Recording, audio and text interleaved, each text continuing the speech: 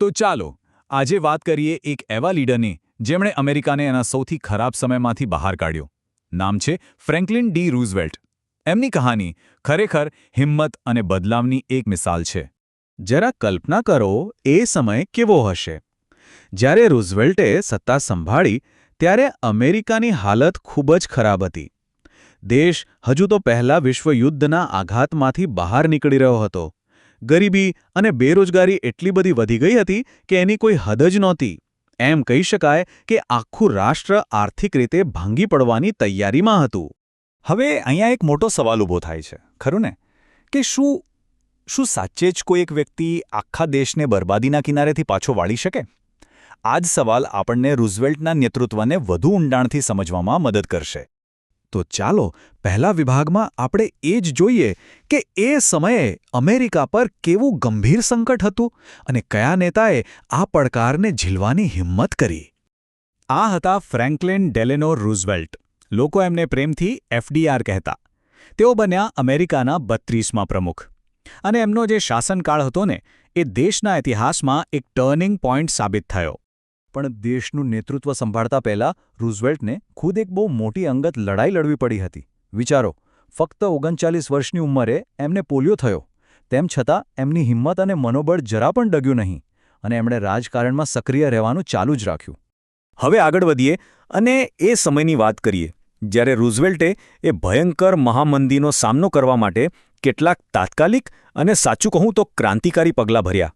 ફક્ત 100 દિવસ. હા, બસ આટલા જ દિવસો. એમના કાર્યકાળના પહેલા 100 દિવસમાં એમણે એટલી ઝડપથી નિર્ણયો લીધા કે જેની કોઈએ કલ્પના પણ નહોતી કરી. આ 100 દિવસોએ અમેરિકાના રાજકારણની દિશા જ બદલી નાખી, હંમેશા માટે. તો આ શાંત ક્રાંતિ હતી શું? જુઓ, રૂઝવેલ્ટે પહેલા 100 દિવસમાં જ એક પછી એક ક્રાંતિકારી બિલ પાસ કરાવ્યા.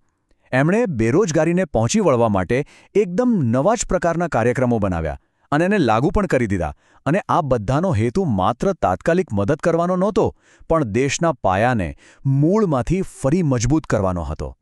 ચાલો હવે આગળ વધીએ. દેશની આંતરિક સમસ્યાઓ તો હતી જ, પણ હવે જોઈએ કે કેવી રીતે રૂઝવેલ્ટે આંતરરાષ્ટ્રીય મંચ પર એક બહુ મોટા સંઘર્ષમાં નેતૃત્વ સંભાળ્યું. જ્યારે આખી દુનિયા બીજા વિશ્વયુદ્ધની આગમાં સળગી રહી હતી, ત્યારે રૂઝવેલ્ટે કમાન્ડર ઇન ચીફ તરીકે એકદમ મક્કમ ભૂમિકા ભજવી. એમણે અમેરિકાને આ ભયંકર યુદ્ધમાંથી સફળતાપૂર્વક પાર ઉતાર્યું. અને એમના આ યુદ્ધ સમયના નેતૃત્વની અસર બહુ જ મોટી હતી. એમના કારણે જ અમેરિકા એક ગ્લોબલ પાવર તરીકે ઉભરી આવ્યો. એમ કહી શકાય કે યુદ્ધ પછીની દુનિયા કેવી હશે એ નક્કી કરવામાં એમનો બહુ મોટો હાથ હતો. તો હવે છેલ્લા વિભાગમાં આપણે રૂઝવેલ્ટના વારસા પર એક નજર નાખીએ. અમેરિકાના ઇતિહાસ પર એમનો કેવો અનોખો અને કાયમી પ્રભાવ રહ્યો એ જોઈએ. એમની રાજકીય સફર ન્યૂયોર્કના ગવર્નર તરીકે શરૂ થઈ હતી. પછી 1932માં તેઓ પહેલીવાર પ્રમુખ બન્યા. પણ ખરી વાત તો હવે આવે છે. 1940 અને પછી 1944માં તેઓ ફરીથી જીત્યા. આ એક એવી વાત હતી જેણે અમેરિકાની બધી જૂની પરંપરાઓ તોડી નાખી. જો કે દુઃખની વાત એ છે કે તેઓ એમની ચોથી ટર્મ પૂરી ન કરી શક્યા. 4 વખત. તમે બરાબર સાંભળ્યું, 4 વખત. અમેરિકાના ઇતિહાસમાં આજ સુધી એવા કોઈ પ્રમુખ નથી થયા જે 4 વખત ચૂંટાયા હોય. આ વાત જ બતાવે છે કે એ સમયના લોકોનો એમના પર કેટલો અતૂટ વિશ્વાસ હશે. જરા ફરક જુઓ.